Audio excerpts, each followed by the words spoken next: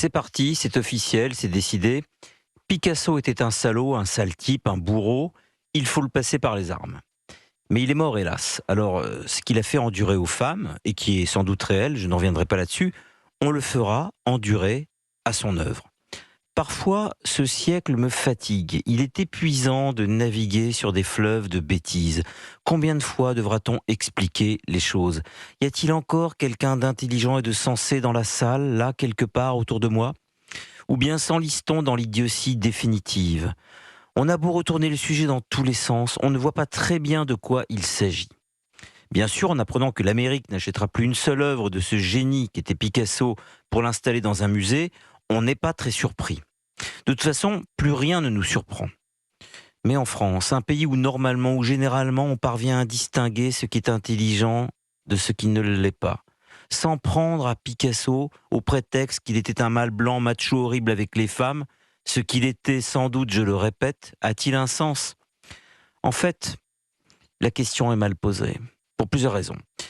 La première chose, c'est que un homme ou une femme, en proie à la violence, aux pulsions de haine, rassemble une partie de l'humanité parce qu'elle ressemble, ou il ressemble à cette partie de l'humanité. Son œuvre respire de cette imperfection de n'être qu'un homme bardé de défauts, de tares, de folie, de brutalité. Les œuvres ne sont pas faites par des saints, mais par des humains déments, des hommes déglingués, des femmes démoniaques, des adolescents malades, des vieillards libidineux. Les œuvres sont le fruit de dérèglements. Elles ne sont pas produites par des anges. Il est notable que les œuvres doivent dire, ont comme mission particulière de dire le mal, de l'exprimer, en ce qu'il est universel et ineffable, qu'il est là partout, en nous et autour de nous. Oui, l'œuvre possède la noirceur de son auteur, qui la lui transmet. L'œuvre, ce travail noir et maudit, c'est être magnifique, beau, splendide, généreux. Justement, parce qu'éclaboussé de noirceur intérieure, l'artiste, le génie dans le cas de Picasso, transcende la malédiction d'être lui, rien que lui, horriblement lui, irrémédiablement lui, en une mise au monde, un accouchement d'une puissance peut-être guidée par le diable, mais d'une puissance extraordinaire.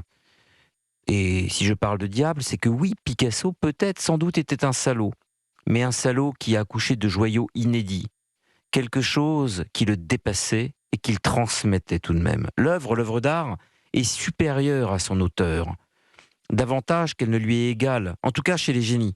Le génie est ce qui permet à une œuvre de se situer au-delà de celui qui nous l'offre.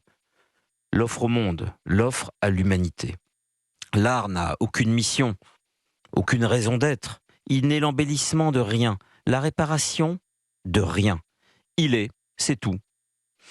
Il est l'expression communiquée du mal. Il est la parole du mal sous la seule forme que le mal ait trouvée pour se dire, la beauté. Beauté de la phrase de Gide, un pédophile. Beauté de la phrase de Monterland, un pédophile. Beauté de la phrase de Marguerite Duras, agente de la propaganda Staffel. Beauté de la phrase de Céline, un antisémite. Beauté de la phrase de Faulkner, un alcoolique violent. Beauté de la phrase de Hemingway, un alcoolique violent. Beauté de la phrase d'Aragon, un stalinien. Beauté des films de Truffaut, qui, dit-on, harcelait les femmes. En tout cas, il a harcelé, paraît-il, Adjani sur le tournage d'Histoire d'Adèle H en 1975. Beauté des films de Jean-Claude Brissot, violeur. Beauté des films de Guitry, misogyne. Beauté du jeu de Steve McQueen, alcoolique, tabasseur de femmes. Beauté des pensées de Saint-Augustin, ex-partouzeur. Beauté des œuvres de Sade, violeur récalcitrant. C'est toute l'histoire de l'art qui renferme les pires salauds, car oui, l'homme est un salaud. Ce salaud, pour s'élever, je n'ai pas dit pour se racheter, pour crier son mal-être, n'a qu'un lieu pour crier, son œuvre. Les victimes de tous ces génies sont à plaindre, je ne le nierai jamais, comme toutes les victimes de tous les temps sont à plaindre. Et je ne veux pas que nous soyons oublieux sur les exactions de ces hommes ou de ces femmes. C'est une évidence. Mais les œuvres qui restent, qui nous restent de ces bourreaux, de ces ordures, de ces crevures, appelez-les comme vous voudrez, ont davantage fait pour le salut de l'humanité et pour la beauté du monde, et c'est ça le paradoxe, que toutes les prières de toutes les églises, que l'on crache sur leur tombe autant que l'on voudra, on s'en fiche, Pour peu qu'on ait un peu de temps à perdre, qu'on va y faire allégeance à l'époque, mais pas sur leurs textes, pas sur leurs toiles, pas sur leurs partitions, pas sur leurs monuments. Leurs œuvres ne sont plus les leurs, elles sont les nôtres. Elles sont la seule chose qui nous reste, notre bien commun le plus précieux. Elles sont l'expression unique, fondamentale, universelle de ce qu'il y a de meilleur au cœur même du pire de l'homme.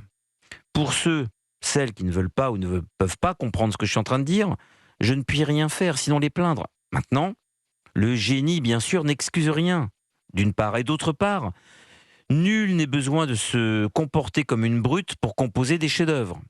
De toute façon, l'art sera bientôt l'apanage de l'intelligence artificielle et les machines, elles, ne frappent jamais leurs femmes.